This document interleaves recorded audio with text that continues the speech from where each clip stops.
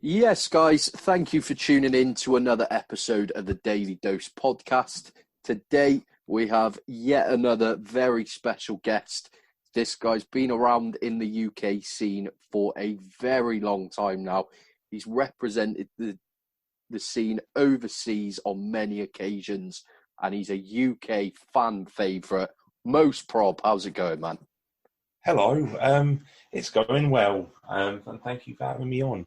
It's No nice to. worries, man. No, I've been looking forward to this one, so I'm happy to finally get it locked in. But in terms of yourself, jumping straight into the questions, man, like you, as I said, you've been around for a while now, but how was it that you got into battle rap originally? Like, where did it all start for you? So, as a fan, I got into it. The first battle I think I ever watched was Pumpkinhead versus Dumbfounded, which Right, was Rain Time battle from way, way, way back, and it was that we obviously had seen like random things go around on the internet, like math punching dose and all of that, and I'd obviously seen 8 Mile and stuff. So I sort of missed the videotape scribble jam era and kind of midway through the grind time era, kind of that was the battle that was for me was like, okay, there's enough comedy stuff coming from Dumbfounded that I hadn't really seen anything like that up to that point. So that's what really got me kind of more into the a cappella stuff. And then in terms of actually doing it myself, I got that sent me down a deep, deep, deep wormhole of both grind time and don't flop. And then I did my dissertation on it, which is that's been around. That's definitely done its time on the forums and stuff. And yeah, like that was I went to a battle event, which was the first April Fools to interview her. He said he wouldn't give me an interview unless I did a battle. So yeah, I ended up battling Mark Grist and just didn't stop for like 9 years. no, it's amazing. I knew you did your dissertation on it. I didn't realise that the stipulations of an interview meant that you had to battle. That's quite interesting. But It wasn't, you know, I think it was a lot gentler than that, but I think it was like, well, yeah, if you come and battle for me, then I'll do this interview. I don't think it was like, I will never speak to you unless you insult another man in my presence. no, and I mean to have got Mark Grist as your first battle, though, I guess you can't really complain on that front, really.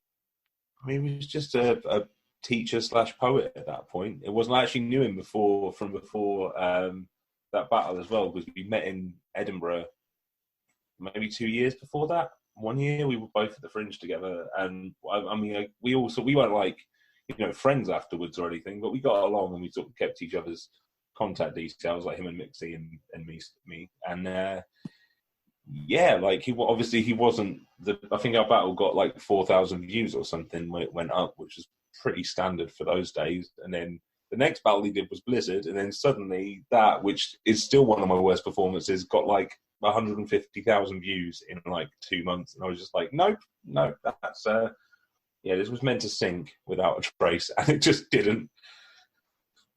Sure, no, it's not a bad performance. I don't think it's especially for your first ever battle. Anyway, I don't think there's not many people that would happily watch their tryout back. So it's definitely not a bad showing on your part, but it's an interesting route into battling, really. And where was the Mark Chris battle? Was that in London or? That was at Fiddlers. That was that was a great place to debut at, because the Fiddlers then became this like legendary little venue in London that a lot of the classic kind of pit battles have happened out in the UK. Yeah, definitely. Do you know what? I've not seen the Mark Chris battle in such a long time that I didn't even remember that it was at Fiddlers. But Fiddlers is a great venue. Obviously, it's been used 50 plus times for battle events now. But did you ever attend events as like a fan before you jumped in, or was it just your first event was your tryout? Oh, definitely. You definitely shouldn't be that the first event you go to is one that you're battling at, because you have no other way to kind of prepare for what it's actually going to be like.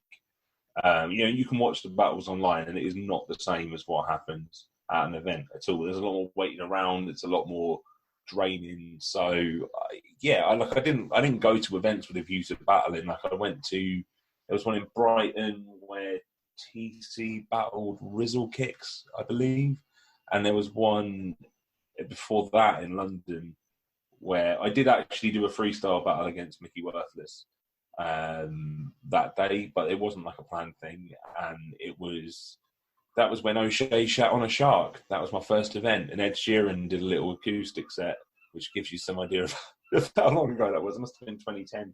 Yeah, nice one. Yeah, you'd be surprised. Like, it surprises me anyway how many people do try out before they've ever actually experienced a live event. Like, it's pretty crazy, really. I think more people tend to do that than people were a fan going to events first. Really, it's a strange one for me, but yeah, I mean, was that the event where Sensor and there was a 2-on-2. I can't remember for the life of me who was in it now, but Ed Sheeran was judging, and apparently Sensor was pretty angry with Ed Sheeran's judging decision after the battle. Is that the same event?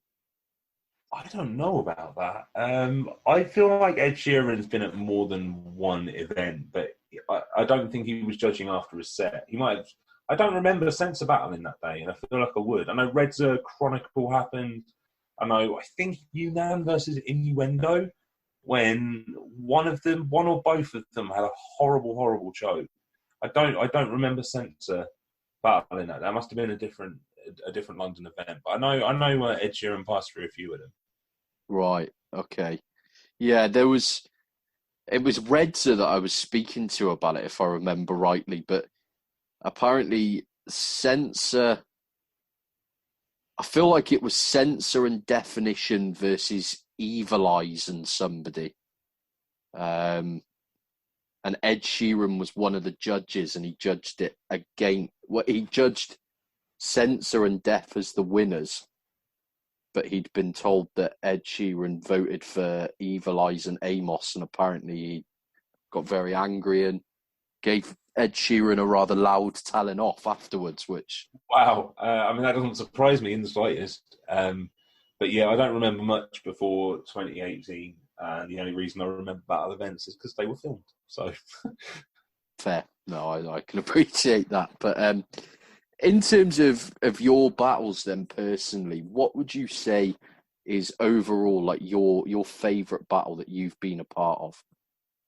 well, there's different ways to look at why a battle's good. Like, I've really enjoyed the ones where I've given like quite dominant performances. Like I put me versus Toucan down as one of that, because it was just one of those ones where I had the crowd from the first bar, and it just became really fun, and I got to be quite casual, and that was the first time I really, really performed like I wanted to. So I always have that down as one of my favourite battles. But it was still, the proposal battle was obviously, that experience was amazing, but the battle itself was like really stressful. But that's like one of my favourite experiences in battle rap. But then in terms of the actual content, probably me versus Calcium Kid, because that's just me getting to write how I want without fear that the other person's going to come back and like have a super personal round out of the blue. Like, it was always, I knew exactly what the battle was going to be going in.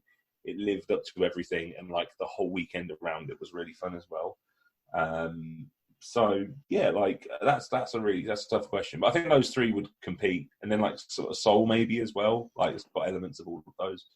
So Yeah, I think if I had to pick one, I'd struggle between the Soul battle, because you have a rebuttal in the Soul battle that is still to this day possibly my favourite rebuttal of all time, which is the Loch Ness Lee rebuttal. You know what though? With that one, I was obviously super happy with that on the day. Like nothing makes me prouder of myself than a good rebuttal, because I just think that that's where the real magic in battle rap is. That's like the midpoint between the old days where everyone used to freestyle and people got shouted at for bringing stuff, and then the kind of tighter days of like structured writing and more intelligent kind of punchlines. So I really, really like that. Obviously, was a fun rebuttal, but I then thought of a follow-up thing I could have done afterwards, and it's completely ruined it for me. Which was there was a guy behind me that looked like Iron Solomon, and there was like that was what led to that rebuttal. And I did nothing with Iron Brew Solomon. Like I could have handed him over to the Soul and say like, why don't you borrow him? I now anoint you Iron Brew Solomon or something like that. Like I thought about it afterwards, just like fuck, like that actually would have won me the battle. It's like a rebuttal on a rebuttal. Yeah, that would have been amazing as well. But no, I love the Loch Ness Lee rebuttal, man. That was incredible, and it was, you know, around that time there wasn't too many people that were involved in Don't Flop that were able to flip that well either. So it was, for me as a fan, like it was amazing to see that again at that point, and I loved it. But I mean, the Calcium Kid battle I love, and like I love the Harry Baker battle on King of the Ronalds, to be honest. Like it's just you can tell that you're both just having fun with it, and you're both just constantly going in on, if I remember rightly, just constantly going in on Hulk's ears. Yeah, you know what? Actually, in terms of an idea coming to fruition, that's got to be up there as well for me. Like, it never did as well as it should have done, I thought, as a battle. But at the same time, it was like we both had so many ideas for it. We all pulled them off. So, like, still to date, no one has like teamed up with the other person to go in at the host. So it was a proper first, and then it was there's like a poignant note to that battle with me, because I think that was the last time I saw Pete Cashmore, and like the amount he is laughing and like reacting, and he's like basically in the pit with us, just having a phenomenal time. Like Harry and I got to give that to him, and then I don't think I ever saw him again. I obviously spoke to him and stuff, but yeah, like so that for me, that battle holds kind of a special place as well, because yeah, like I've got footage of one of my friends having an amazing day on the last day I ever saw him. So Definitely, no man, and it's obviously rest in peace to Pete, and horrible thing, but you know, Pete that was something really special about him. Like I remember even around the early days of Don't Flop, when I was first, like the first battle that I ever saw that got me into battle rap was O'Shea versus Lego.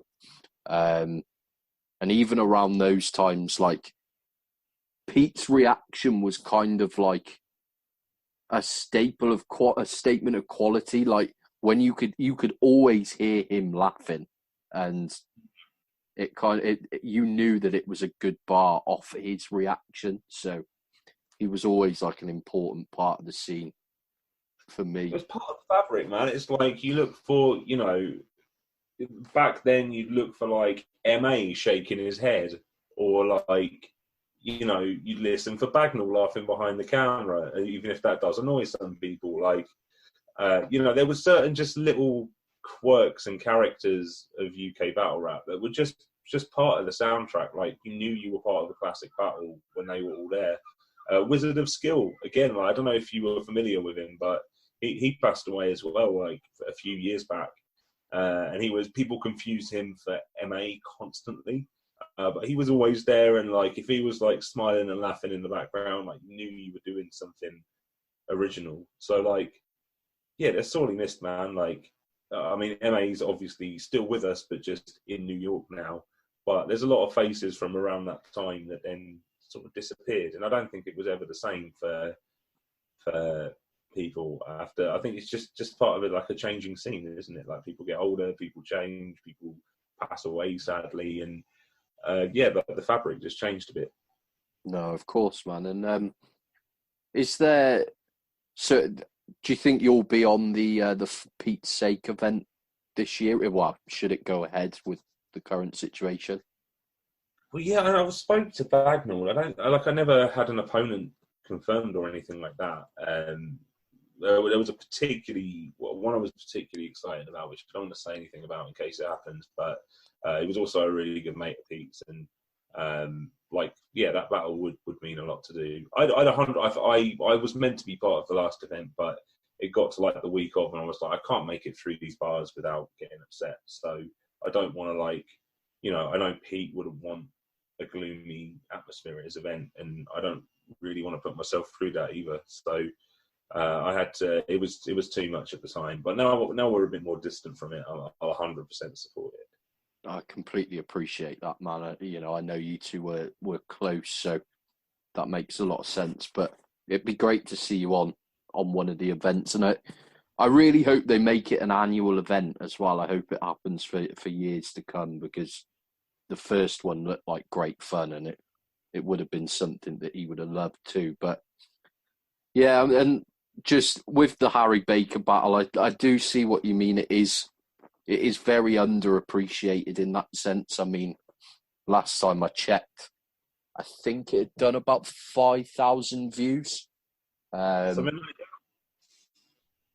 So yeah, it definitely deserves a wider audience. And one of the segments of this podcast that I'm going to be doing is a weekly show where me and a guest discuss 3 battles that we consider to be kind of criminally underviewed and try and get them a bit more traction. So that'll definitely appear on the show at some point. But that's a great show, actually. And there's a lot of like underviewed absolute classics, especially when you set the bar at like below 100,000 views.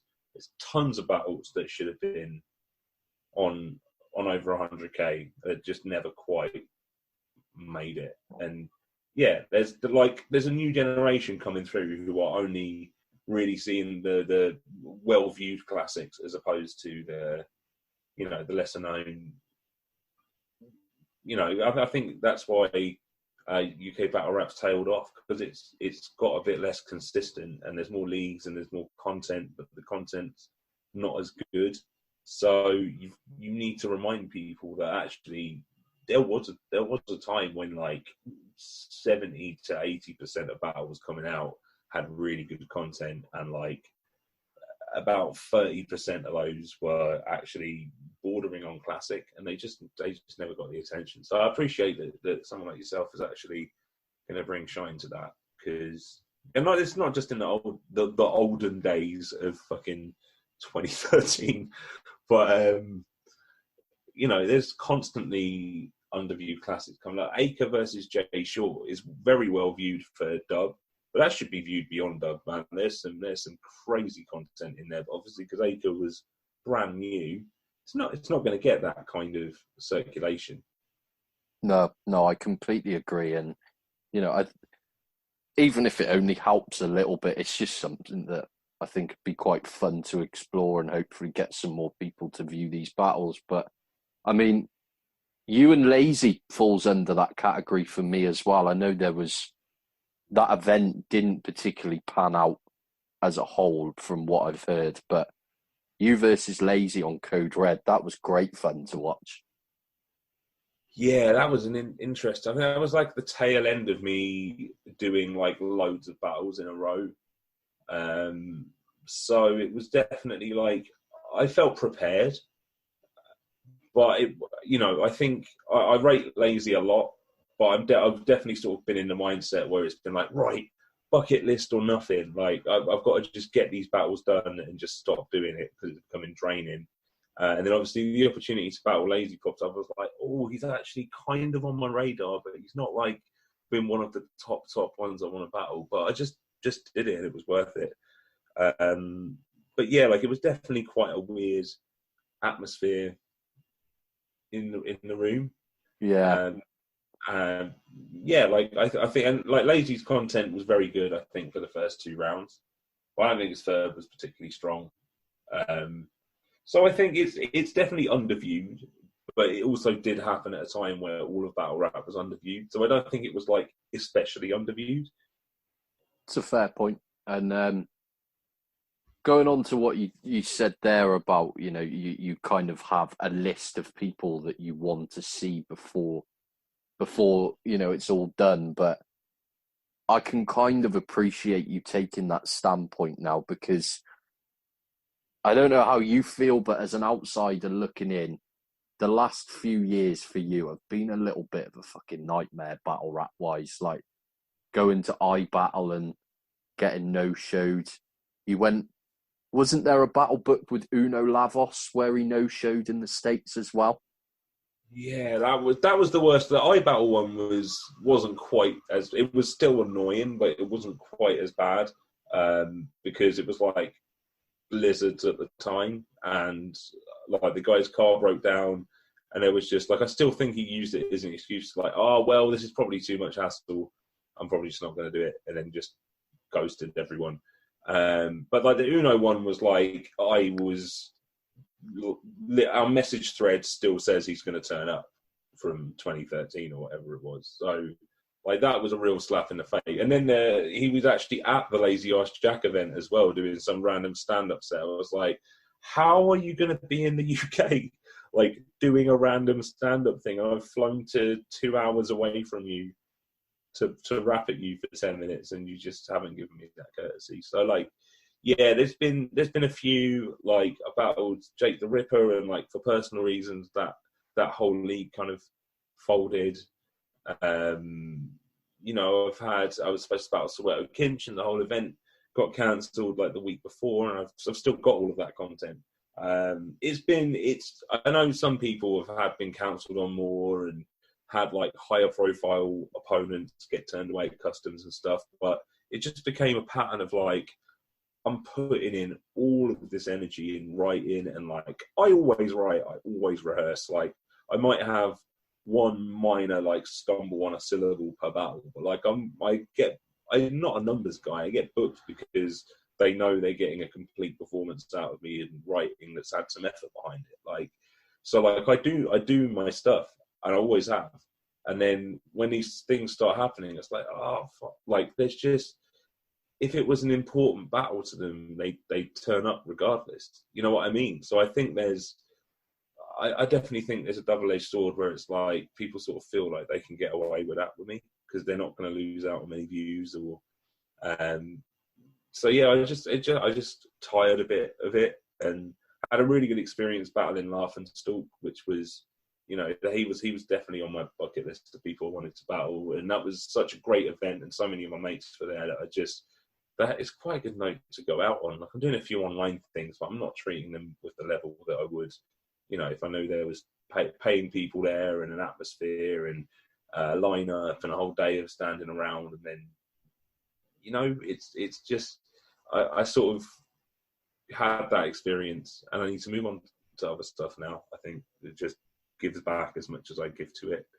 No, I do completely understand, man, and yeah, I agree with you. And Laugh and Stalk, man, honestly, I'm gutted about this. So I think a few months, but maybe about 6 months or so ago, I can't remember if it was Facebook or Twitter, but you mentioned that you were kind of done with battling, but there was one more thing in the pipeline that you wanted to get done. And I spoke to you and said, Laugh and Stalk has to go down at some point. And you responded as if to say that it was definitely on the cards. And then it finally gets booked, and it gets booked in the UK. And I couldn't make it to the event. I was absolutely gutted, man. But I spoke to Laugh and Stalk last week or so, and we talked about the battle too. But it sounded like it was everything to be expected. Yeah, it was one of those ones where, to be honest, at the point I was at, him turning up to the event in one piece with material to rap at me was like enough for me. But the fact it was actually the battle I really, really wanted it to be. And there are a couple of things we like sorted out between us that we plan to do, which went off really well. But ultimately, we both like played cleanly into each other's jokes. Like, we knew exactly what was being set up. And it was pretty much like it was easily my best performance, I think, on UK soil as well. Nice. No, I'm really looking forward to seeing that. I hope they release the footage soon. But yeah, very happy that got to go down, man. And to be honest, the one thing really that I'd like to see from you battle wise now is just to get a proper battle on iBattle. I know that after the no show you did get to do a last minute thing with Smile Dini, but I just think there's a lot of guys on iBattle that make sense for you, and I know that I've spoken to quite a few members of the iBattle roster, and they're quite eager to see you back over there as well. So is that something that you'd be up for doing as well? I loved iBattle. I'm not like, the experience was rough because it had been such a long day.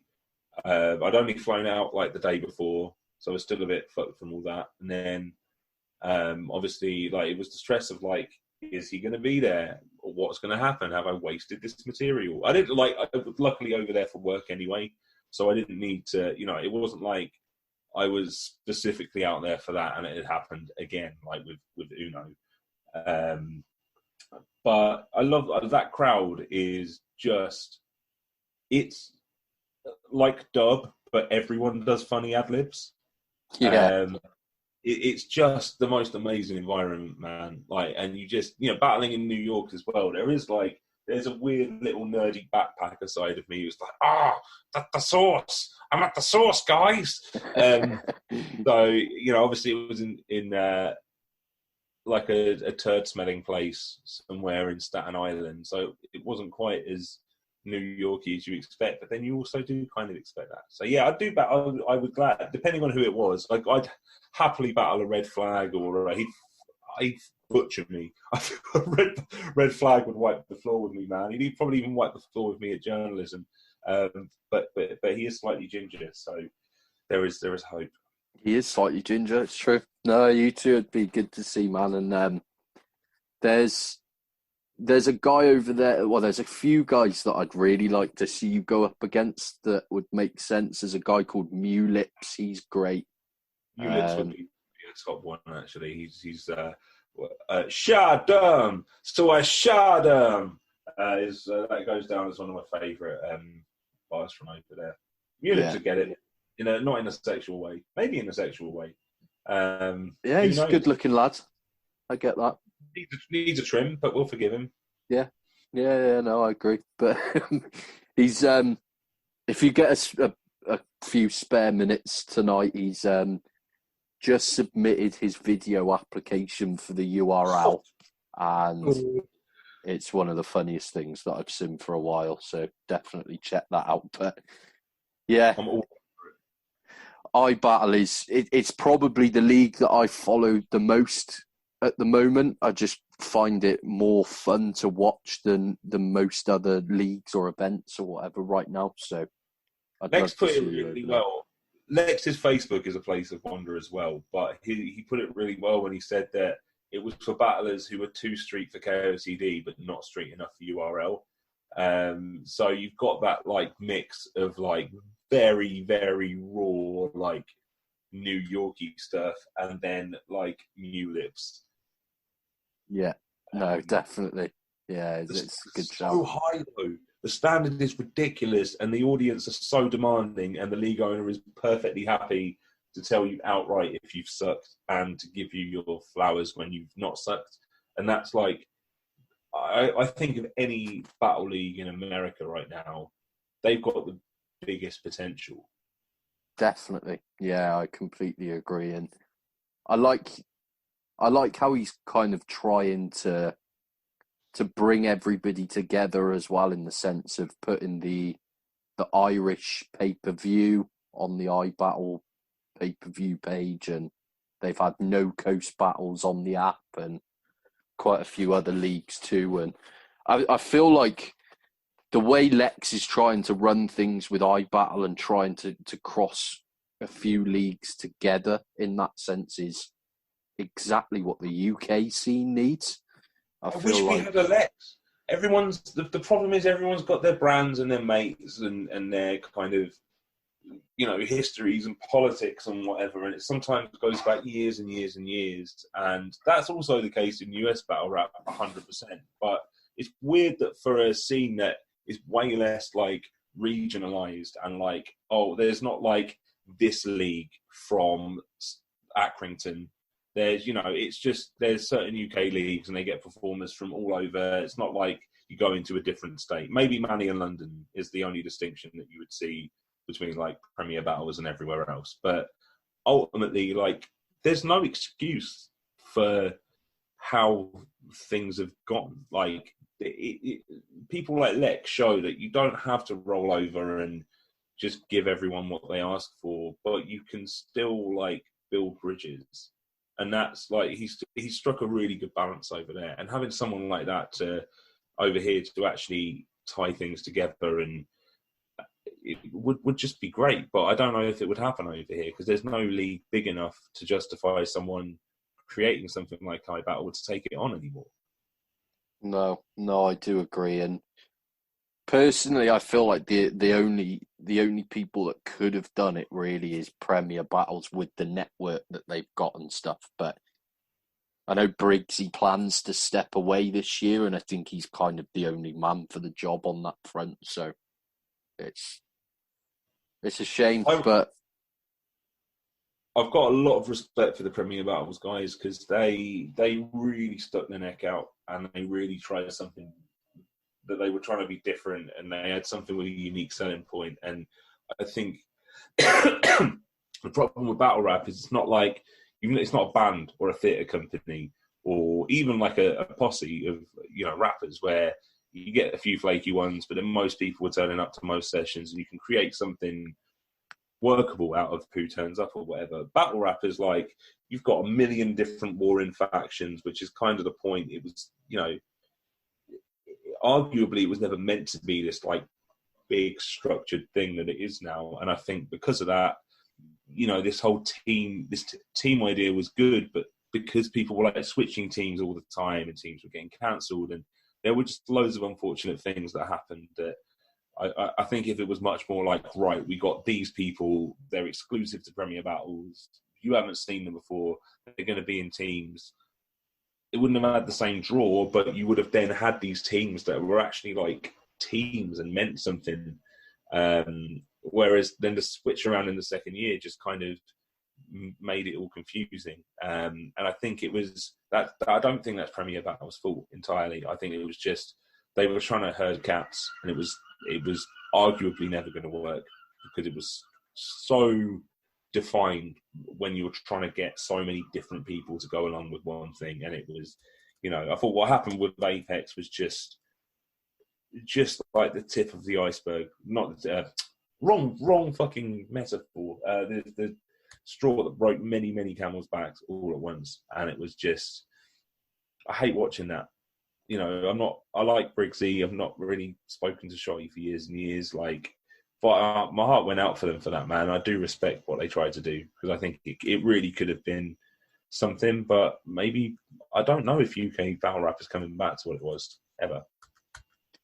I mean, for me, I love Premier Battles. I think they've done an amazing job, and obviously they've had setback after setback, and they've come back from it really well. But I think from the second year onwards, it's kind of hard to push the narrative of this is Premier Battles. We have the best roster in the UK when Soul's taken a break, Dialect's taken a break, P Soldier's gone, you know, Rivers left, Chris Lease left, and they're kind of being replaced with guys, no disrespect to these people whatsoever, but guys like D-Mac, who kind of got knocked out of the quarterfinals of the academy, I believe, and, you know, just people that aren't of the same stature. It was always hard to follow the narrative of it from that point onwards, but it's it's just unfortunate. But obviously the Apex event was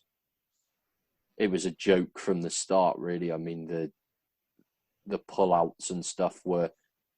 I was saying to, I think it was Sweeney from iBattle the other day, the only guy really that had a valid excuse for pulling out of that event would have been Real Deal, who went through some horrendous times around that time, and he still showed up and put on a great performance, whereas the others are just, it's laughable, like just horrendous behaviour. But they pulled it off well. I don't know how much of the event you saw in the end, but they did really well. Mad Flex versus Soul was great, and Red Flag Raptor was great. Lazy versus LS Dean was amazing, and yeah, to have pulled it out of the bag the way they did was amazing to see. But have you did you ever have any plans to go to Premier Battles at all? I think I spoke to maybe Joker Star at one point, but I don't think it ever would have stuck. I honestly think it would have got to the point where it felt like a burden. If I was having to, like that's like 5 battles a year, which if you're adding that onto other battles as well, it's not necessarily going to be against people you want to battle. It's going to be against, who you're drawn against, which makes absolute sense for the format. But I definitely considered it, like back 2018, 2019, when I was doing a bit more. It was an appealing prospect, to be honest. But I don't think I was quite of the caliber they wanted there. It was definitely a different. It was definitely like rappers they were looking for there. You didn't really have any Shuffles or Marlows or Harrys or me's. Like it was, it was definitely a Premier Battles type of rapper they were trying to cultivate, which makes absolute sense. But yeah, I don't think I would have been considered, really. Right. No, I can understand that, but yeah, it would have been cool to have seen quite a few of you guys on there. I mean, I mention this a lot, but I mean, the team that they scrapped last year was, I can't remember what it was called now. It was Danny Jack's team, and the guys that he picked have arguably had some of the strongest years in battle rap over the last few years. Like Craft D is now Don't Flop champion. Kinal was probably the most consistent battler over the last 2 years, I'd say. Sean O'Mac has had some great performances this year. Like, I think they kind of missed out by removing that team, unfortunately. But seeing some guys like yourself, like Kinal, I think would have brought something different for them as well. So, would have been interesting to have seen that. But I mean, sorry, go on. No, go on, man. I was just going to say the impression I get from battle rap in the last few years is they kind of had enough of something different. Like, UK battle rap got big off of Grist, and then sort of continued that off that momentum until Tony versus Shotty, and then when Tony versus Shotty versus Arsenal and Tony versus Shotty, to be honest. But they had that, like, it went from that switch from like, right, we've seen the novelty, poetry, spoken wordy, gimmick type stuff for a few years now. And now we want to switch it back to what it was like. We want something that could compete with URL or whatever. Because we were getting seen on that stage now because of the Arsenal battle. Because of some of the other stuff that Shotty was doing against like Daylight and people like that. So I think UK battle rap at this point, I know there's definitely always people who will always vouch for that stuff. That's the reason I have any fans at all. But it's definitely like the mood shifted, and I don't think Premier. I feel like it would have benefited Premier Battles because I like seeing that, but I don't think they were cultivating that type of image at all.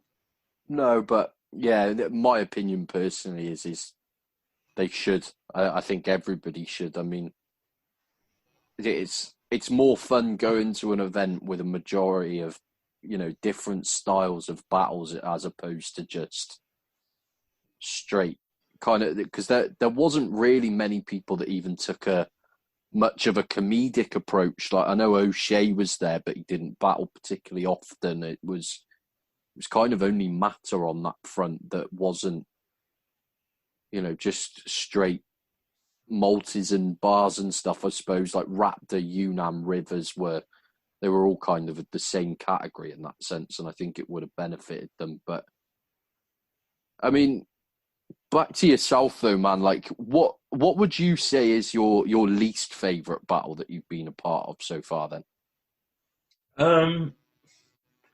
there were definitely two battles. Like, I sort of had a falling out with like 2014. It's water under the bridge now, but yeah, like it would because I got so deep into it as like Don't Flop stuff, and like the proposal had just happened and stuff, and like I was at the very, very peak of my involvement with the scene, and then everything kind of went left with the Don't Flop stuff at the time, and then I had to battle Big J and then Adam the Rapper. And like my mood was just not there. I choked for like 45 seconds against Big J. I still won by all the judges' votes somehow. Apparently, a 45-second choke just doesn't count. But then I battled Adam the Rapper in Brighton, and for some reason we both went really personal for the third round, and we actually quite like each other. So it was one of those things where it was like my hometown. He absolutely just stomped me into the floor. I was in a bad mood anyway, and I just left the event. I was in such a bad place over battle rap at the time that I just, yeah. So those were like, that whole period of doing battle was like certainly the Big J and Adam the Rapper battles were just low points for me. And then probably this battle will never. Something that I think I read about it on the forum, and I do not understand how that guy is still getting booked personally. I mean, if he was good, I'd understand it. Yeah. A lot flies in battle rap, but he's not even got that. So I don't understand the appeal.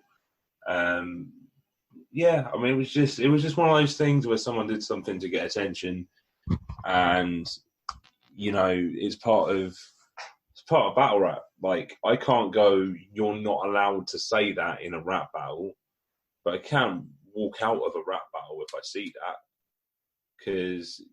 Yeah, it just baffled me at the time. I don't really want to spend ages banging on about it because, to be honest, it was like it was a negative end to a really, really dope day, and it just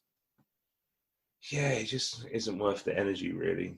But No. It definitely was like, it definitely ranks in my least favorite battles because of that.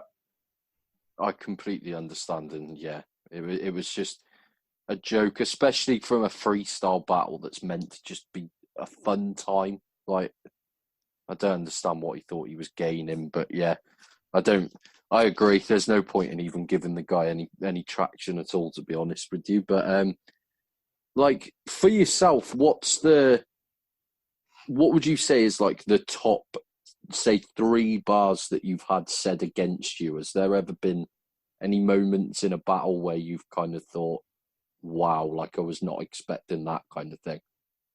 I think Ognios might have said all of them. Yeah. I had a feeling him didn't he find like your dad's middle name or something like that? Yeah, that was pretty amazing. But I think like that, just in terms of the content of the bar, like I still don't know how he found out that information at all. And I know he actually lives, or at least used to live 4 doors down from 2 of my cousins. Like, they knew him as Ivan. Like, he just lived on their road and rode a bike and didn't have much hair. But I don't think they would have just said, "Oh yeah, his dad's middle name was Leslie." Like, that's not the information you give someone on like a rap battle opponent if you were battling them. But yeah, that definitely, like, his BA don't fly. Like, around here, your BA don't fly. There's like 3 puns in that. Like, that was crazy. I'm trying to think of Adam the Rapper's like whole, you can't use like talking about my using humor as a crutch, and like you can't use a shield for a crutch, and that whole bit was crazy. Um, those in terms of, you know, oh, that's personal about me. That's really cutting, like, very well done. But there's also bars that, like, you know, Calcium Kids, Sooty and Sweet bar. I'm an animal with a hands like Sooty and Sweet bar. That's one of my favourite things ever said against me. Yeah, no, I see that. There has been So some good ones down the years, to be fair, and Calcium Kid's just great with stuff like that in general, to be fair, isn't he? But no, it's a strong list, and something that I did want to mention actually. So before before we started the episode today, I went back through some of your battles that I hadn't seen, just to check if there was any, and something came up against a guy called Poetic Genius on a league. I think it was called Cushion Coffins or something like that. Where was that?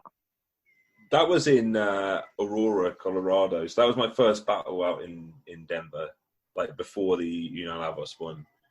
And yeah, like I proposed to Jackie, I got off stage, and then I had some strange mutual friend with a guy who came up straight up to us. It's like, yeah, we need to get you out to Colorado at some point.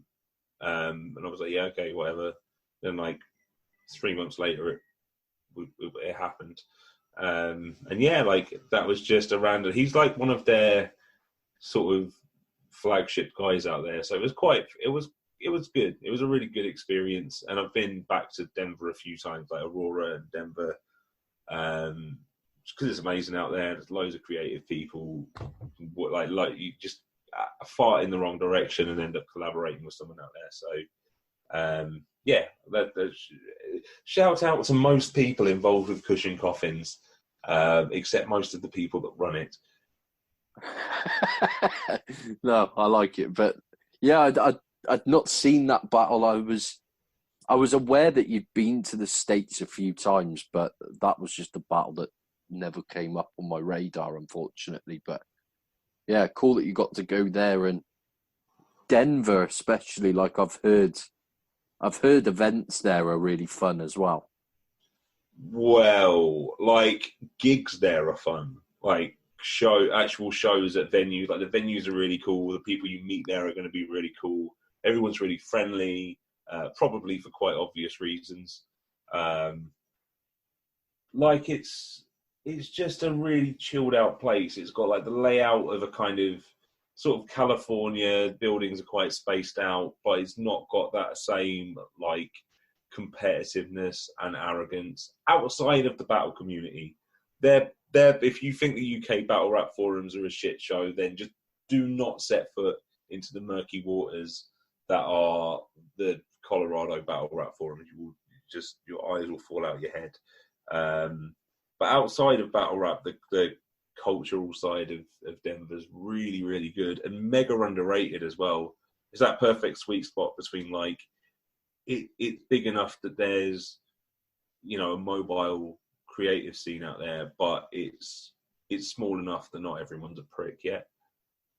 Okay, right, I see, and I'm not gonna lie, I'm intrigued now. I'm gonna have to join these forums and see what's going on. But just they honestly might have died down since like last year. It was just constant bombardments of fuckery every single waking hour. I had to actually leave them because I just couldn't do it. It's like actively vindictive, like 100 memes a day if two people have a problem with each other.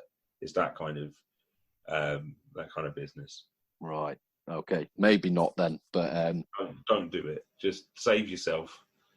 yeah. If I'm honest, I for the most part I can't stand the UK battle rap forums most of the time. Anyway, the only ones that I've been in really over the last few years is the iBattle forum, and the Irish one is surprisingly okay. But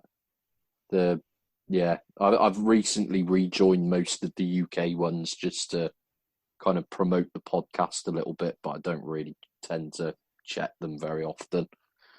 But yeah, that's not for me, that. But No, I mean it's just cool that you got to go over to Denver, especially. It's not many people. Well, I don't think anybody else in the UK really can say that they've had that experience. So Seuss has. Seuss was the only battler that had been to Denver before me.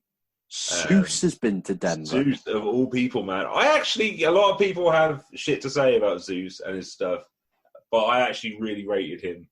I thought he was so that mix between technical and funny that I think, had definition not existed, he would have stepped up to fill that mantle. I think he's man under. But yeah, he was the only other battler that had been to Denver from the UK. I wanted to hit places that are less visited. Like there's almost no point me. I'd love to, obviously, but me going to like a big LA event or somewhere like that where these huge battles are happening. Like I'm just going to be bottom of the smoking area card kind of thing out there. But if I'm going to places like I was the first person outside of Jolly J who runs the league out there to battle in Germany from the UK. Yeah. I've battled in France, Belgium, the Netherlands. I know that a few people have done Don't Flop Amsterdam and stuff, but like there's been a few places I've battled that are just not on the beaten track, and I like that. Definitely. They need to show more.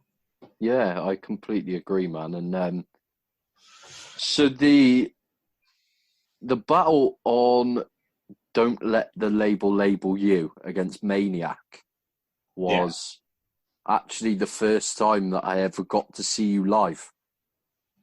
You were there in that one? I was, yeah. Blimey. We had a very brief chat. I don't know if you remember it, but I was the only other British person in the room, I think. Good Lord. I genuinely I really that event was amazing though, wasn't it? Like that's exactly how a battle event should be. Like everyone's locked into the battles, and then Chef Cat came on at the end, like that sort of German Turkish rapper who's big out there, and he just played for an hour, and then people were ciphering until like 3 or 4 in the morning. Like it felt like they were. Obviously, hip hop's been a massive part of Berlin, especially for decades and decades. But like that particular, it felt like they were discovering that a cappella form and like making it their own for the first time around then. Like it really felt like something. Definitely, yeah, man. And it was amazing for me because I'd been a battle rap fan for so long, and like I'd only. Well, long story short, I'd only been to 2 events before that event. So I moved abroad when I was 17. I lived in Sweden for a few years and didn't get to go to any events. And then I was moving to Germany after Sweden, and I had a friend that lived in Berlin. So I came to Berlin for like about 4 days just to see what I thought of it a few months before I ended up moving to Germany, and he happened to have a spare ticket to the event because he knew that I was a fan kind of thing, and ended up coming, and I didn't even know that you were going to be on the card. So I was expecting to kind of go there and not know. I couldn't speak any German either, so I was expecting to go and not understand anything that was going on. And it was just, really cool experience to turn up and be like, hold on, I know this person. Like, I've seen this person before. And yeah, it was great event. And I ended up going to quite a few events that they did while I lived there too. And it was always great fun there. Shout outs to them every time. But yeah, shout out Jolly J as well, because he's genuinely built something sustainable. Like when everyone else was getting less than 10,000 views recently, don't know the label you battles, but still getting over 50k. Like he's just created a market for it in Germany. And it's kind of amazing that it translates so well when it is just a completely different language. They have a completely different way of like structuring sentences, and all the verbs go to the end. So you can imagine like the experience of hearing a punchline is just a little bit different because all of the parts of speech are in different places. It's just fascinating to me. I love language, and obviously a gigantic nerd about all of it. So it's really interesting how it translates to different places, like flip top as well. Obviously, watching any flip top battle is just borderline insane because it's just people screaming at each other in words you don't understand, and they'll throw in words like parking violation, and you're like, what? Yeah, no, I see what you mean. It's crazy, and yeah, I got to go to the don't flop and don't let the label you like merger event that they did as well. Oh, cool. And then a couple of other events where there weren't any English battles on, but it was always a good time, man. And you said you've been to like France and Belgium and places like that as well. Like, how did those battles come about? So that was more freestyle stuff. So I worked with European, like, kind of. I can't really describe the organisation. They're called EU40, and they just work with like to engage people in democracy and voting and discussion and stuff. And I was meant to be out there in just over a month's time in Strasbourg again, but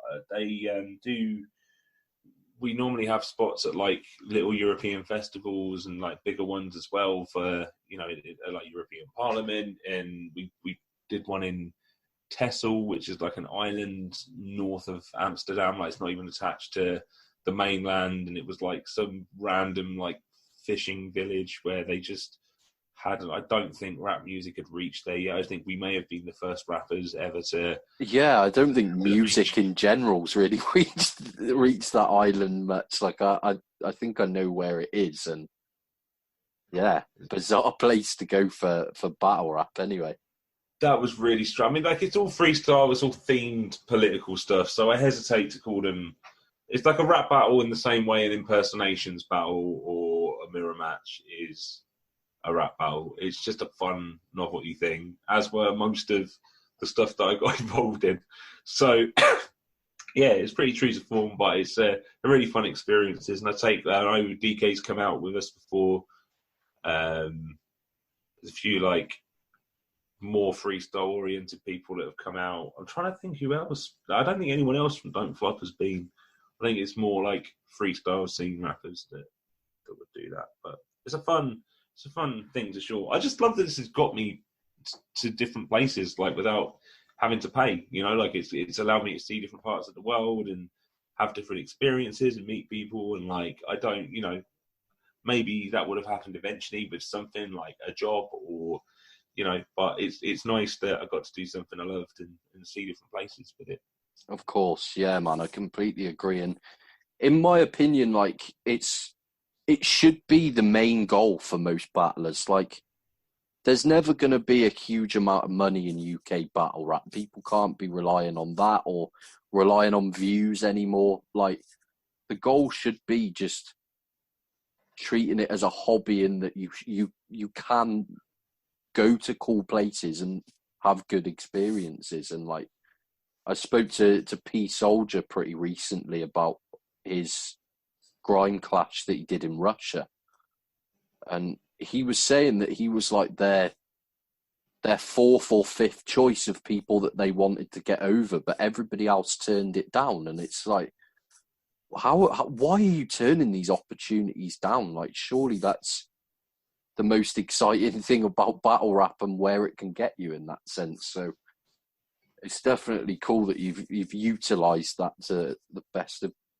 your ability, kind of thing. I'm about to do I've just submitted my first ever battle. Oh really? What's your alias? Sir Spence. Okay, I like that. So I'm in the Premier Battles Academy. Oh, nice. Well, I'll keep an eye out for you on that, man. Who knows? You might be able to go to like Norwich one day or Worcester. Worcester.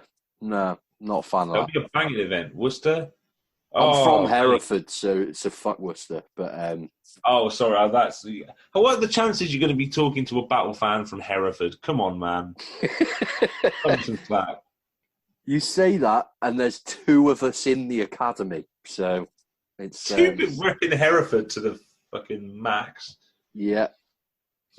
I know, but yeah, Nathan Jones that does a lot of the flyers for multiple leagues and stuff. He's actually from Hereford too, and he's entered. Oh, Nathan. Yeah. Okay. That's well. It's good to see that. I mean, it's probably not a massive reach of my imagination to think that Forum Nerds could be from Hereford, but it's nice to know that it's been confirmed, and I shall not mention Worcester in these hallowed halls again. I apologise. No, it's for the best. Worcester and Shrewsbury, stay away from them both. But no, I've been staying away from Shrewsbury for time. Trust me. Yeah, it's one of my favourite hobbies. Actually, not going to Shrewsbury. It's a very good call. I don't blame you, but yeah, I mean, I've been matched up with DTH, so the Dub Scandal owner. Oh, he can be good. He's I've actually seen him battle a couple of times, maybe once, maybe a couple of times. But my first Dub Scandal battle that I was there for was him versus LSD. It was actually really good back and forth. I think you've got a challenge on your hands, sir. I definitely do. Yeah, he's. I think him and GEE are the two kind of experienced names in there. So, yeah, I'm kind of happy to get DTH out of the way in the qualifying round. If I'm honest, that it's kind of not judged in that sense. So they just pick the 16 people that they think had the best rounds. So, I think with GEE, like he got good, definitely, but he definitely was rocky for a long time. Like he definitely like started doing proper multis and stuff a couple of years ago, and has carried that on quite strong. But I think it's quite nice that the experience level is actually like, if the most experienced person in like a lineup is GEE, then that's no slight to him at all. He's like, I love watching an arc of improvement. That's my favourite thing out of all of this, is watching people get better, and like the people you thought would get trampled suddenly pulling these like amazing performances out the back. LSD's the same. His arc's been amazing, but yeah, like it's really good that the academy, again, it's another really great thing that Premier Battles had as an idea, and I'm glad it's still going, and that people do get that experience and that tournament experience as well, where there are stakes. That's the problem. So many people are debuting now, and there's no stakes anymore. You're not winning anything. There's no judges. You're just rapping at each other and leaving, and then arguing on forums about why your verse was the best one. And it's like, well, there's no one else has given it that look over, and so that takes people's performances away, because they've got no bar really to aspire to. Whereas the tournament thing takes that out of the equation. It's like, right, you're getting through this, otherwise it's basically going to be for nothing. So, yeah, you know what I mean? Like the stakes went. Definitely. No, I completely agree. But I mean, the goal for me is just, I like to travel. I travel as often as possible, and if battle rap can take me to new places, I don't really care whether it's Burnley or Barbados. I'm happy to do it, kind of thing. So, yeah. I think going into it now though, I think you got to create those opportunities for yourself. Like, you kind of got to be active in like iBattle forums if you want to go over there, or like the Rapids Full lot. Like I think there's ways to create those pathways for yourself, but it is a lot more difficult now than it was, a few years back. We were trading rappers left, right, and centre, but actually, like, I've gone over, Kinnell's gone over. I think Bobby went over to the US or Canada a few years back, but they've not been having UK rappers out really in different countries for ages. No, I know, and I'm hoping that starting this podcast is going to help on that front as well, because I've spoke to people from all over the place really, and just trying to keep eyes on me, I guess. But yeah, we'll just wait and see what happens. I'm not expecting anything to come up anytime soon, but it's just a bit of a long-term goal, I guess. I'm hoping to get here, there, and everywhere, and just experience battle rap in different places as well. Because, you know, I mean, I'm sure some of the events that you've ended up at have been completely different to what you're used to over here. Oh, 1,000%, man. Like in Berlin is the great example. Like that's completely mad, and it was different both times I went as well. I went to Battle Nils out there, maybe the next year, maybe I don't know how long after the first one it was, but I went back out there, and like there's so much that's similar and so much that's different and unique, and so. But the things that are the same are stuff like you get people like reaching out and offering you sofa space and, you know, sharing drinks with you and just like that's everywhere. That's everywhere you go in battle rap. I'd spoken to Nameless for 15 minutes when he came over to London. And then he like immediately just offered us to stay at his flat when we went out to Blackout 4 in Canada. Like that spirit is all over battle rap. So like I think you should just make a point of like just traveling to these places anyway, even if you're not battling there. If funds permit and if you like traveling anyway, just kind of do it through a battle rap lens, and you'll have so much more experiences with people directly and like the really good ones. Definitely. And I think that's just the way to do it. That's the way to. I was lucky, but not many people are that lucky these days with battle rap. So just kind of there needs to be that more of like we flew ourselves out to Blackout 4. Like we just wanted to go to a KOTD event. So we just like I wasn't on the card. I've never been on a KOTD card, but we just went and experienced it, and it was just I still remember it. It was the only time I've ever met Bender. Like just there's so many things that you regret not doing. That I think you should just fly to these places, man. Go to these events, and like that's what it's missing nowadays. There's a Tom Quee is obviously I can tell he's your idol just from the fact you have a battle rap podcast. That's he's sort of set the bar for that over here. But like absolutely, you don't have like a battle rap Chris anymore over in the States. Like just flying everywhere and doing journalism and making it like this. There's nothing like that anchoring the scene and making it, a fun prospect. Definitely. And no, I completely agree with you. And I am looking at flying over for an iBattle event. It was going to be this summer, but I think that might need to be put on hold at the moment. But I'm definitely looking to get over there at some point in the near future just to attend an event. And iBattle just right now, I think iBattle has to be the one for me. It just all their events look like such fun, and it's an opportunity that I can't really turn down. Plus, I've never been to New York, so it's ticking all boxes. 100% do that then. Although, in fairness, don't spend too much time in Staten Island. I will say that it's kind of where all the sewage goes. Right. Okay. Yeah, I'll bear that in mind. But I've got a friend that lives in New York. I can't remember where for the life of me now. I think it's Flatbush. Okay. So I'd stay with him anyway, which would save a lot of money too. So it'd be good fun. And that's where Jackie was for Rapunzel, sorry, for the less informed. That's where she lived for 3 years when I was dating her first. So like, I spent a lot of time in New York, man. I love the place and I love the culture out there. And I'd not even been to a battle event out there until last year. Right. Nice. No, yeah. I've wanted to go for a very long time, but it's just never.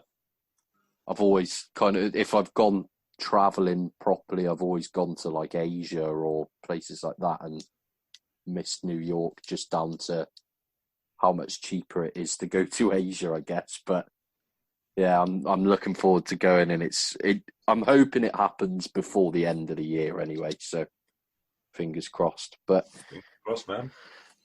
In terms of the final few questions, I know you said you've got some notes about these, but the first one is like, a list of, say, 5 battlers that you still want to face personally before, like, you stop battling for good? Like, who makes that list for you?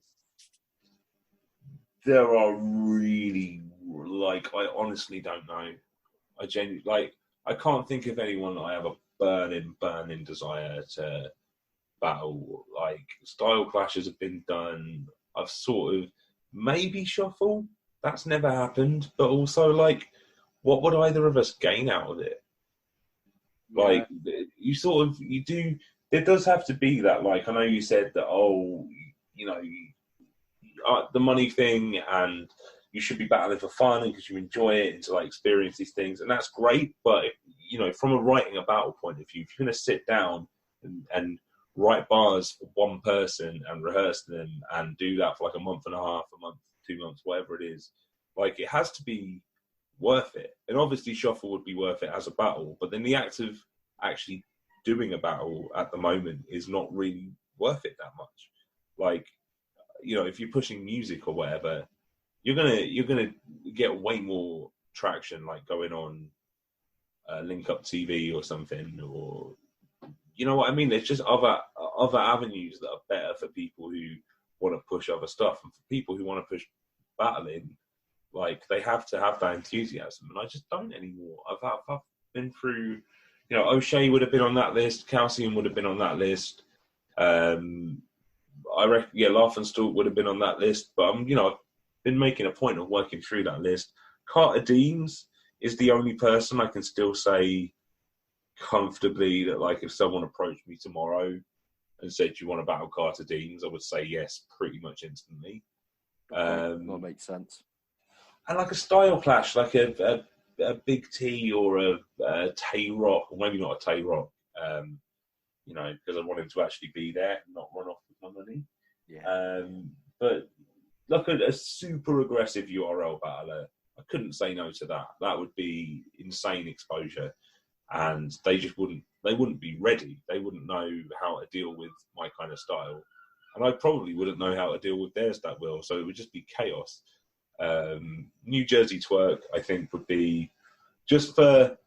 I want to battle New Jersey Twerk, and the first moment he does one of his fake blow gun hands, just drop to the floor as if I'm dead. You just stay there for the whole battle. Just stuff like that, where I know full well I would get chased out of a venue at URL, but I would kind of just want to do it anyway. Just that kind of bucket list stuff. I don't really have specific people anymore. I've battled them all now. No, that's fair enough. And for me personally, like, I definitely like the sound of a style clash in that sense. And I mean, if Big T's willing to come over and battle Rob Wilson, I'm sure he'd come over and battle yourself. But he's but then he's done that. You know what I mean? He's had his weird, awkward white dude moment. Like I want to be that for someone like Matt Hoffer, or like a genuinely terrifying individual who, like, he really would snap and swing in the middle of a battle if he had any problem with what I was saying. Like, I would have to have that level of threat to consider doing it. But then it's also like, I've got a life I like now. When I started battling, I was working in call centres. I was skint. I just had a kind of miserable life, and I wasn't that happy. And I was sort of venting a lot of stuff. But I absolutely love where my life's at now, and I don't really feel that comfortable with people kind of digging into it. You know what I mean? Like, it's like, it's there. I've worked to build it up, and when you hold something up for scrutiny by anyone else, then it's just like, I don't want people talking about Jackie or like anymore. It's tiresome, or like it's just a lot of anger and negativity that I don't really need to dip myself into by going against guys like that as well. So I really don't know. That's fair enough. I definitely see where you're coming from. I mean, even from a fan standpoint, like, Rapunzel being brought up in a battle is just so repetitive and boring now. Like, I don't think anybody really wants to see that either. So The thing is, as well, like, over anyone else's girlfriend, like, she could step in there and body 70% of the people that are saying this shit. So it's not like, but it's true that anyone, like, Toucan said something in a battle, got 3-0'd. Big J said something in a battle, got 3-0'd. Like, it's just like, you know, it's really kind of pointless at this point because she's shown that she can step in the ring and do it. So kind of just shut up. It's not like, it's just boring at this point. It's just like, I fucked your girl. Well, great. You know, you were fucking my girl in 1995 when that bar was first created. Yeah, no, I completely agree. But, I mean, you versus... I know this is random, and it's off the back of seeing him on Watch saying how much he loves the UK humour, and he's a massive Ogmios fan, but Geechee Gotti would be doable. And I think... Oh, I'd call him Grouchy Gary for the whole battle, 100%. Like, you can't put me in front of Geechee Gotti because he's an actual murderer. And I will actually say something stupid enough to get murdered. Not even offensive, just like I'll give him an existential crisis and he'll just stab me out of sadness. Now I want to see it even more. Obviously, I would battle Geechee Gotti. Like, that's what I'm talking about. That kind of style clash where, like, I'd step up to his level or his mode of thinking a little bit and he'd step down to mine, and we just kind of, like, I don't want someone that's so their style that they wouldn't, like, adapt a bit for the battle. Like, we both have an interest in, but then he's literally like the #1 champion whatever thing at the moment, and I'm, you know I have my fans and I've been about and stuff, but I'm not like, I'm not a name to these people. There's at least 3 people who would make way more sense for any of these people to battle. And that's what, and I'm just like, I'm not even like, there's no saltiness there. It's just realistic. Like, it's you're going to go for a Shuffle or Marlowe who've got like million view battles and stuff, not proposals, battles. Like, they've done battles that have done that. And that's the key difference in me and those guys is, like, they're going to be the ones, like a Mark Grist would get that kind of battle. I've never been looking at that kind of battle. No, of course. But I mean, after hearing him say or request that Ruin Your Day set up him versus Ogmios, I mean, you versus... Did he request that? Well, I don't know if he was joking or not, but yeah, he watched Ogmios versus C Major on Watch and said that he was a huge Ogmios fan and was getting quite excited while saying Ruin Your Day set up me versus Ogmios. So, wow, I'd watch the hell out of that. That would be incredible. Yeah, so I mean, Geechee Gotti versus MOS PROB in front of like the Grand Canyon or something. I think it's doable, man. I'd do that. Like, that's the thing. Like, there's battles that if they came to any battler, they would say yes. Like, no one's going to say no to a Sue Surf or a Geechee Gotti or a Rum Nitty or a Pat Stay or anything like that at the moment.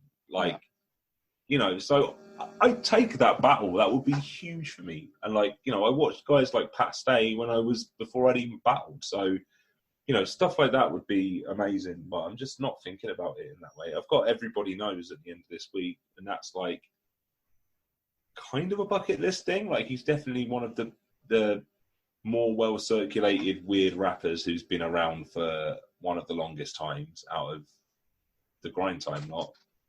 So that'd be nice. But again, it's not one I was ever after. It just happened. I was like, well, this makes sense now. So I would say that Everybody Knows is arguably the most left field battler right now.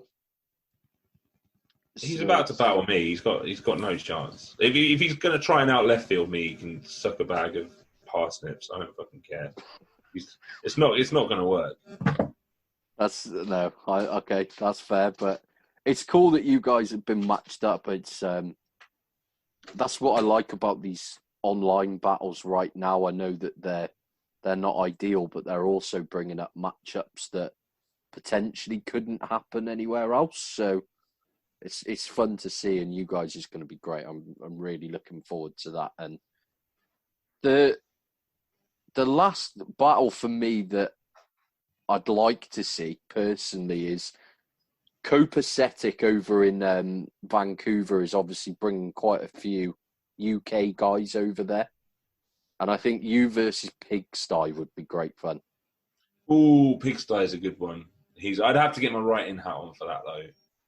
But, yeah, like there's loads of guys where if it was like an opportunity to travel and the bag was there, I know that sounds really stupid coming from me, but like I do ask for a fee. Like I put in the work, and I've had enough battles not happen now that it's like, well, like it really has to be worth my time spending a month and a half, 2 months doing this. So like if the fee's right, if the travel's right, and if the opponent's right, like I'll do it. No one quits battle rap. That's stupid. Everyone who quit, and I've done it twice. I've quit battle rap twice. Always come back looking like more of a wally because I tried to quit, but also I was better because I was doing it for the right reasons, because I knew that it made sense at the time, and I did it because it felt fun, and writing the stuff felt good. Like that's all that should matter. You know. So yeah, like if someone came to me with a Pigsty or a Red Flag or even Copacetic himself, man, we've talked about it before. But yeah, like there's loads of people I would battle. I wouldn't say I have like a bucket list. There's loads of talented guys around the world and ladies who I would gladly stand in front of and take insults from. Yeah, no, it'd be great to see, man. And I just like seeing the UK guys go overseas and battle, to be honest. It's great to see. But the final battle rap related question, which is definitely the hardest to answer, is if you were a promoter setting up a card that you had unlimited funds for, 8 to 10 battles, say, but what are you putting on the card personally? What do you want to see most? I mean, if I was a promoter, I'd quit being a promoter because it looks like the most thankless task in all of battle rap, and I don't know why you do it, quite frankly. But if I'd made that life decision for myself, I've got Calcium Kid versus New Jersey Twerk. I love it. That'd be the headliner, probably. That's just the absolute polar opposites. I'd have Carter versus Ognios, Carter Deems. Yeah. I think that'll be really clever. They both have good angles for that. Big K versus Big J. Loser has to change their name to Big. I like it. O'Shea versus Math Hoffer, where Flossie comes in to punch Math Hoffer at the end. This is a global hood classic waiting to happen. I'm disgusted that it hasn't yet. Dot. Do you remember Dot versus? Yeah, of course. Dot versus Pedro. Nice. Okay. Imagine it. Just. I'd also have Slick L Fresh versus Kilowatts. Kilowatts is the guy from Bots, yeah? Yes, they've taken that battle down now, so that footage is lost to us forever. I'm still saddened. I am more saddened by the fact that Kilowatts versus Young Jesus got taken down than me versus DNA being taken down. Like, that is the level of upset I had with this battle. It's my favourite thing in the world. And, I wouldn't have any more battles between that. I'd have people go around with canapes between battles. I would have places to sit. It'd be a barbecue. It'd be a great event. I'm only having 5 battles. They'll just be the best battles that ever happened. No, I love it. And yeah, definitely a huge fan of Kilowatts versus Young Jesus. So his name was Kilowatts, and he was there to say. So yeah, I completely agree. I love that card. But just as a heads up, you versus DNA is back online, right? What do you mean, on the demo channel? No, so Kruger has uploaded it on his channel.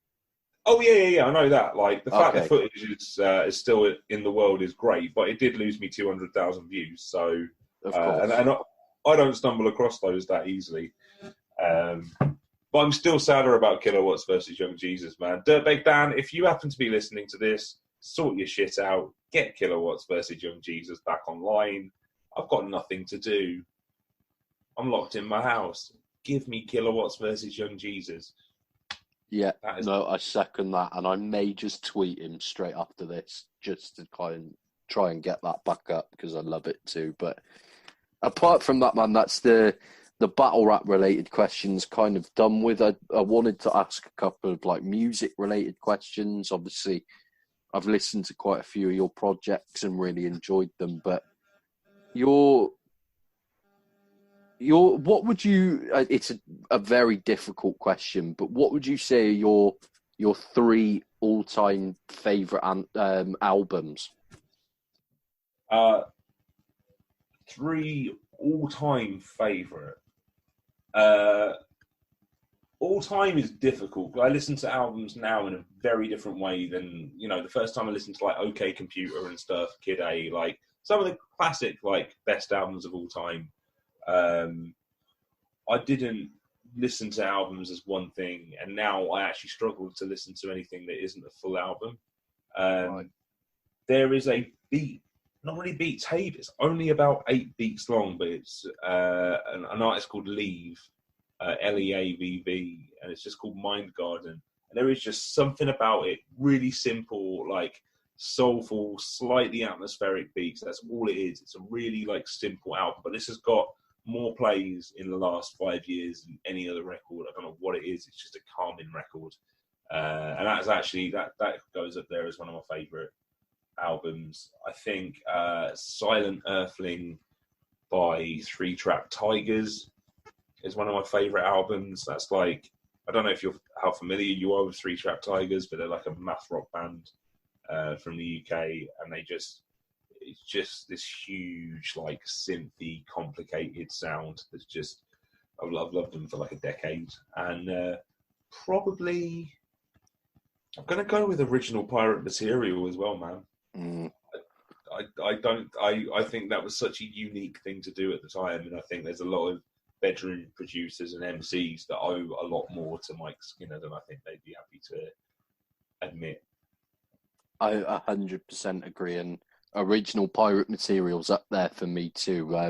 I'll be completely honest, like I've got quite a broad taste in music, and Leave and Three Trapped Tigers I've never heard of, so I'm gonna have to check them out after this. Oh, Leave is good. Like Leave is definitely, that's more like my favorite album of the last few years. That I think it's just clung on to me a bit. I've got so many favorite albums for different moods, and like there's some that are like just completely ambient, and there's some that I love, like most Black on Both Sides is like up there with my favorite albums. Like it's completely mood dependent with me. I have 10 different. Both Aesop Rock and Goldie Looking Chain.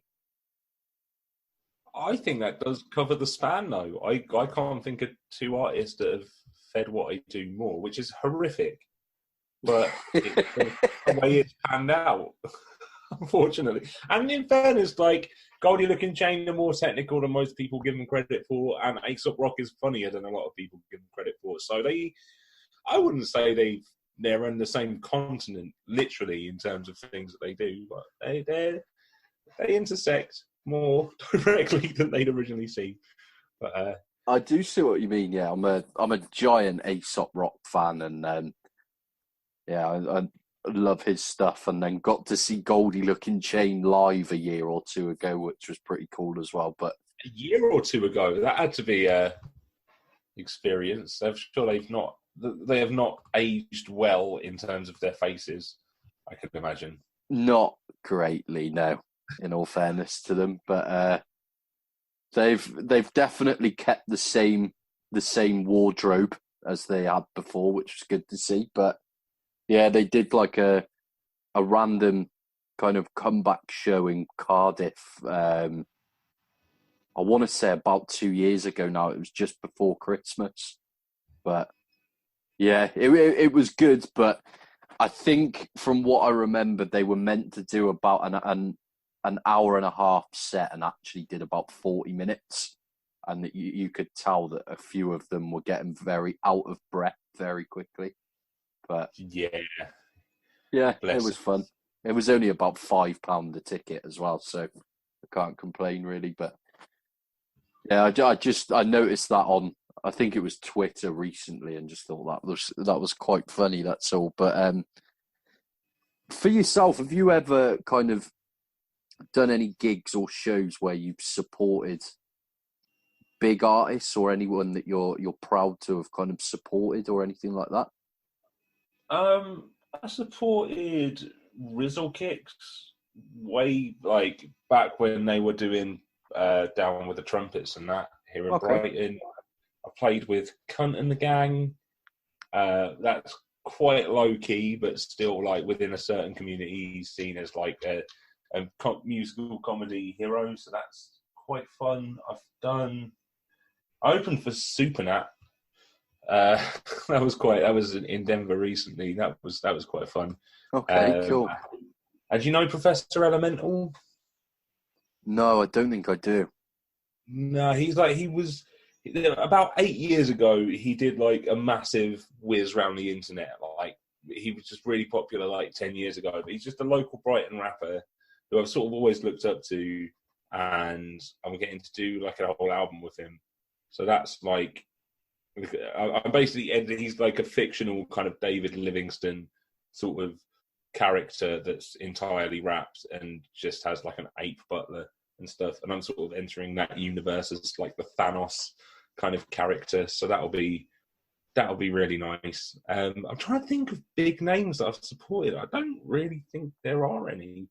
I don't do that well for like big name gigs, and then I don't really, a lot of people like they'll play at a festival that happen to be on the same day as like, I don't know, KRS-One, and they'll be like, oh, KRS-One picked me to support. Well, you were on like 8 hours beforehand. Yeah. So I don't really do that. Like, I don't really count festivals and stuff like that where that's happened, because it's not the same thing. No, I do agree. But Played with some big math rock bands across the UK, but that would mean absolutely nothing to most people who would listen to the show. yeah, I'm not particularly clued up either, unfortunately. So yeah, but no, it's a cool list, man. And what would you say is like the best live act that you've ever seen in terms of like gigs that you've been to? I went to Arcade Fire about 14 years ago, and I still remember it. Like they're renowned for being one of the better live acts in the world. Street Trap Tigers, again, I mentioned them earlier, but I could watch them any day of the week. There's actually like very few rappers up there in my favourite sort of live acts. Like a lot of it is, just like bands and electronica stuff, and I don't get to a lot of live hip hop, and it's not because there isn't any in Brighton. I prefer it on record, and then when I go to watch stuff live, it'll be kind of mad bands that don't really make much sense. I like Luo, one of my favourite live bands. They're like a sort of two-piece from like Brighton and Bristol. They do like electronic stuff. Nordic Giants are cool. They soundtrack films live on stage. I've seen them about 5 or 6 times now. I just love live music, man. Like, it's kind of weird that you're asking me this question like right now with everything that's going on, because it's like that is one of the things that I miss. It's not even doing gigs; it's just going to them and like catching up with people and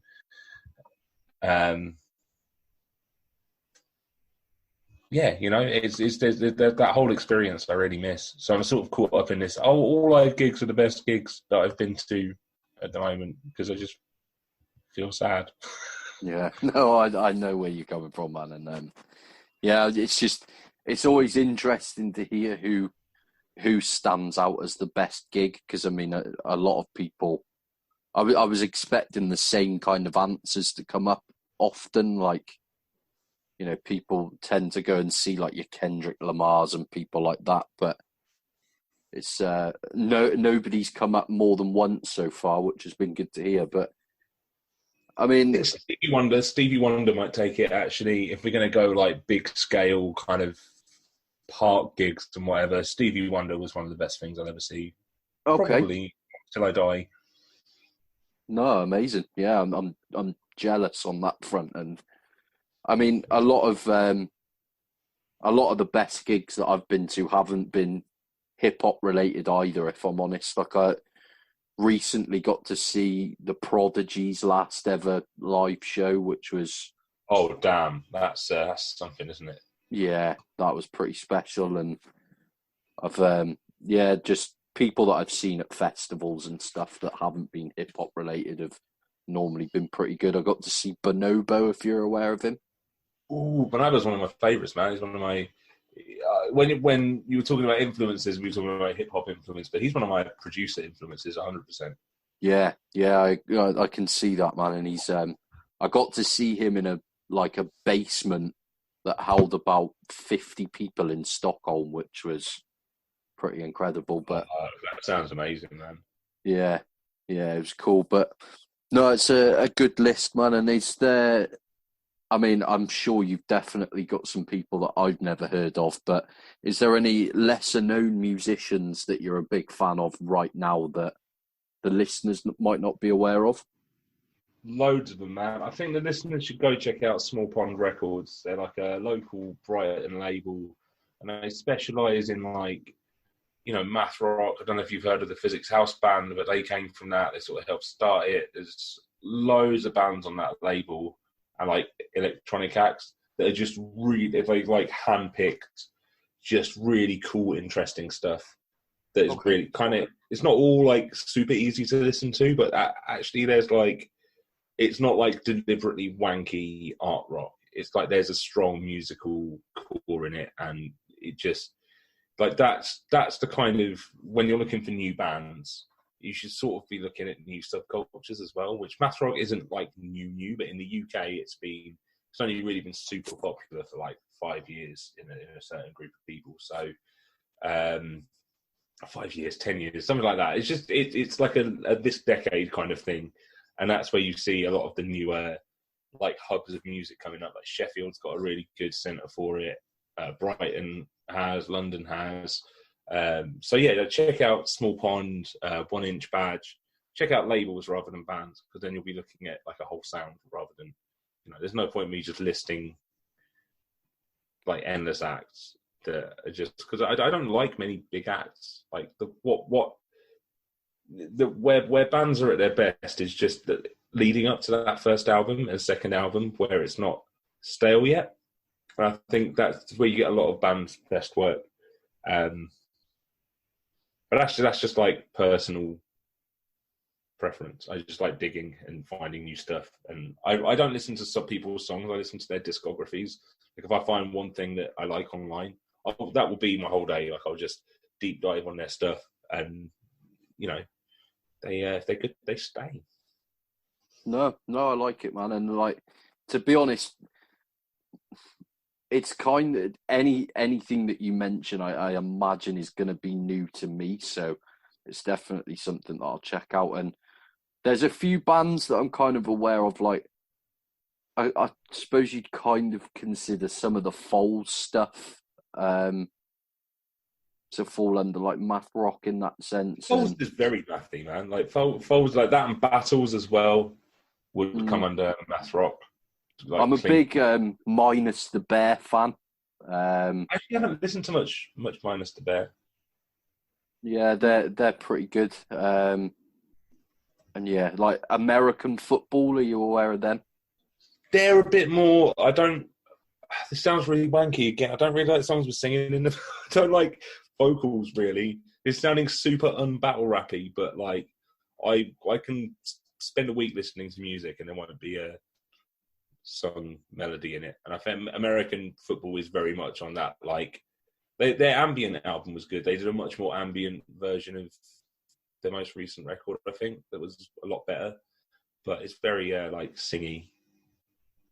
Yeah. Okay. No, I can understand that, man. But Yeah, I'm definitely going to check some more of that stuff out. But the final three questions are just completely random. But Nice.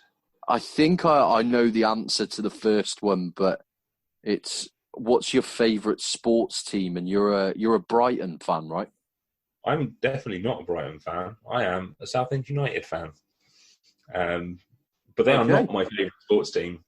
They presented me with a great deal of misery growing up. So in the same way that like they're part of me and I always love Southend, they're far from my favourite. I don't really have a favourite sports team. Okay. I thought I'd seen you battle in a Brighton shirt. I don't know why, Oh but yeah, but that's just so that I could get the word bum hats printed on the back. okay. I like it. Fair dues. But no, I just assumed that you were a Brighton fan, I think. But I like Brighton. Like I will play as them on FIFA and stuff, and I'm proud that I live somewhere that's in the Premier League finally, because that was not an experience I grew up with. But yeah, like I don't really follow football, and football doesn't even exist at the moment. So true. Fair point. But if you could pick anywhere in the world for your next holiday or trip abroad, where would you go? I don't know, anywhere outside the front fucking door would be great.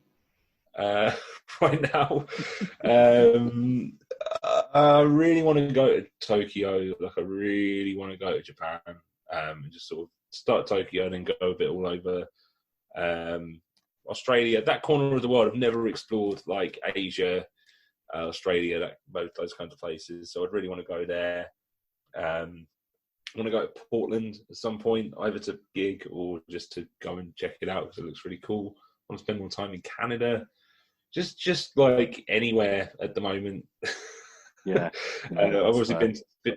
been to the US enough because of my wife, so like I kind of, and Europe kind of annoys me, not in like a Brexit way, but I generally, it's like touch and go whether I actually have a good time when I go to Europe. So I like to avoid it and go to like, no, maybe South Africa or something. That'd be fun.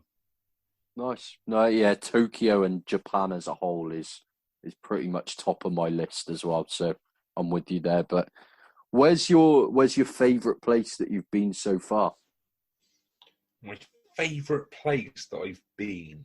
I really like. I know it's kind of contentious to say at the moment, given politics and everything, but Israel is beautiful, man. Like I don't agree with anything their government has done in probably the last 50 years. I've only been a country for like 75, but the actual country itself, like you will never visit anywhere in the world like Jerusalem. Like there's just nowhere like it. And yeah, like I think just as an experience, like the time I've spent in Israel was really like really special to me. I think there's probably that. But yeah, as a disclaimer for anyone who battles me in the future, I don't fucking support the actions of their government, you foolish men. Being Jewish does not mean that I support the actions of Israel, and that's, you can quote me on that.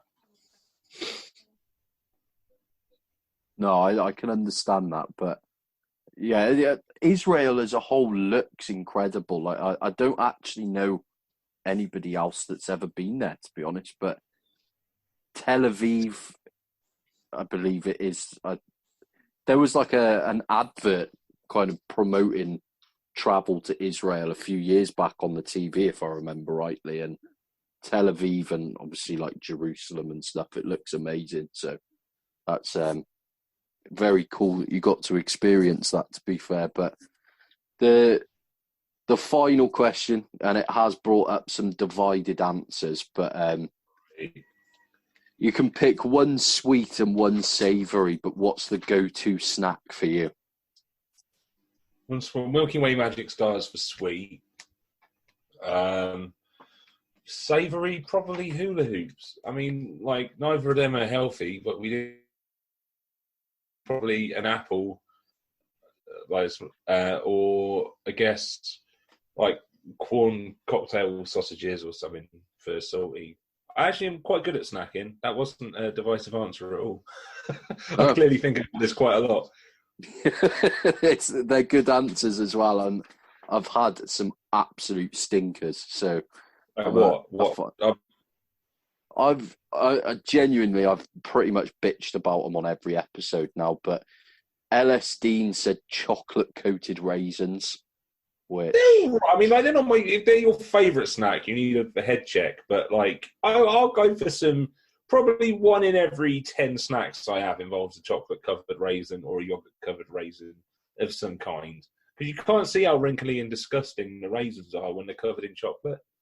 I've got no issue with raisins and, hot cross buns, stuff like that. Yeah, put them in. It's fine. But chocolate and raisin together is just a disgusting combination. If you want, I can bring my wife upstairs right now and she'll destroy you on this subject. She's very defensive about chocolate raisins. And to be honest, I don't think I can show her this episode because the fact that I was okay with you describing it that way would probably lead to a divorce of some kind. Okay. No, yeah, it's weird to me, man.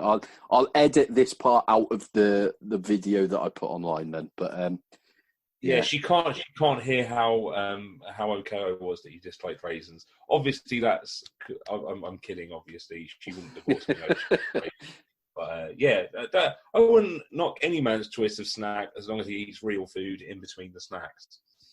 Yeah, no, I'm the opposite. I will judge you off your snack choice, but Jolly J said Marmite Twiglets, and that's fucking disgusting, man. Like, I would just fucking get a grip, Jolly J. Yeah, Twiglets. Fucking no one enjoys it. You eat Twiglets the same way you do shots of vodka through the eye. And no one actually enjoys it, but you look a little bit more like you've headbutted someone if you can do it. Yeah, no, completely agree. Horrible choice, but yeah, they're definitely the standout worst ones so far. But yeah, Magic Stars and Hula Hoops is a good shout, man. I like it, but they're just both bland. Like, you can't really argue. They're just good. Like, they barely feel like food when you're eating them. And when you're done, you're just like, oh, well, that didn't benefit me nutritionally in any way, but it feels good. So more Magic Stars. yeah, I completely agree. But apart from that, we've pretty much got to the end of the show, thankfully, after 3 attempts. But yeah. Is there anything that you wanted to plug, or any links that you want in the description once I release the episode, or anything like that? Yeah, definitely. I've got an album dropping on Friday, which is like an instrumental album that I sampled. I recorded my sort of a 4-minute improv thing at the piano downstairs, and then sampled it all up. And I've tried to pull as many songs as I can out of one kind of noodly 4-minute sample. So that's going to drop on Friday. I'm quite excited about that. And obviously I've got the Everybody Knows battle, and I'm dropping an album with my electronica act, which is called the Jennifer Aniston Neuron. Okay. And that'll happen. There's a long story about that. I'm not going to go into it now because we are nearing the end of the show. But it's definitely weird stuff. Very much along the line of what I was sort of talking to you about earlier, what I actually listened to. So that's probably going to drop in the next couple of months. I've still got to drop a couple of singles from it, and I'm doing a lot. I'm about, and if anyone needs beats, hit me up, because I'm not going to be this cheap forever. So excellent, good work, and listen to more of the Daily Dose podcast, because Lewis does good words at the podcast. I like that. Thank you. I may use that as my my new tagline for the intro to the show. But no, I really appreciate you taking the time to come on, man. And sorry for the crashes along the way. But yeah, I'll include all the links and stuff to the video, and then the other segment of the show that I'm going to be doing is kind of promoting Battle Rappers music a bit more. Again, once I've got the subscribers up. So anything that you ever want on the show, please do send it over, man, and I'll make sure I cover it. But yeah, thank you very much for your time, mate, and I hope you stay safe down there anyway. Yeah, you too. Stay safe wherever it is you are. I'm not actually sure where you're calling me from today. Is it Hereford? No, I'm based in Cardiff now. Ah, right, that figures. Well, I hope you're safe in Cardiff. Thank you very much. But yeah, take care, man. Enjoy. Have a good one. You too. Bye bye. Bye.